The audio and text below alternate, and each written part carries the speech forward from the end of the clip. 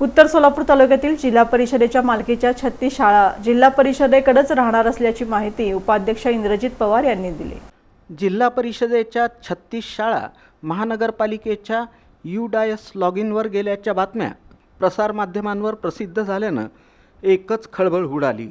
या पार्श्वभूमीवर जिल्हा परिषदेचे उपाध्यक्ष तथा अर्थ व बांधकाम समिती सभापती इंद्रजित पवार यांनी थेट खुलासा केला आहे।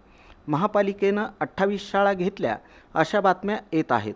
ही बातमी सध्या तरी बरोबर आहे, पण सोमवारपर्यंत त्या जिल्हा परिषदेच्या शाळा पुन्हा दिसतील असं इंद्रजित पवार यांनी सांगितलं।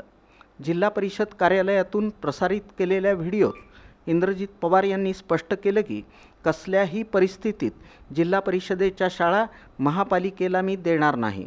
ज्या शाळा जिल्हा परिषदेच्या मालकीच्या आहेत त्यांना ज्या ज्या सुखसुविधा आणि जे काम करायचं आहे ते आम्ही सक्षम आहोत, ते आम्ही करू। उत्तर सोलापूर तालुक्यातील मोक्याच्या जागांवरील 36 शाळा अचानक झेडपीच्या UDASवरून उडाल्यानं कोट्यवधींच्या प्रॉपर्टीला चुना लागल्याची चर्चा सुरू झाली होती। या शाळा महानगरपालिकेच्या UDAS प्रणालीत समाविष्ट झाल्याचं समोर आलं होतं। मात्र उपाध्यक्ष इंद्रजित पवार यांनी हा केवळ तांत्रिक घोळ असल्याचं सांगत सोमवारपर्यंत सर्व शाळा पुन्हा झेडपीच्या लॉगिनवर दिसतील असं आश्वासन दिलं।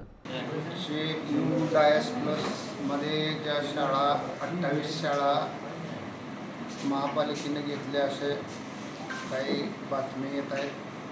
ती बातमी सध्या तरी बरोबर आहे, पण सोमवारपर्यंत त्या जिल्हा परिषदेच्या UDASला या शाळा दिसतील आणि कसल्याही परिस्थितीत जिल्हा परिषदेच्या शाळा महापालिकेला आम्ही देणार नाही। आणि ज्या शाळांना जिल्हा परिषदेच्या मालकीच्या आहेत त्यांना ज्या ज्या सुखसुविधा आणि जे काम करायचं आहे ते आम्ही सक्षम आहे, ते आम्ही करू।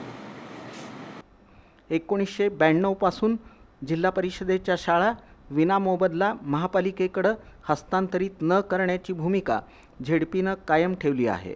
त्यामुळं उपाध्यक्ष इंद्रजित पवार यांच्या वक्तव्यानं शाळांच्या मालकीबाबत सुरू असलेल्या संभ्रमाला पूर्णविराम मिळाला आहे।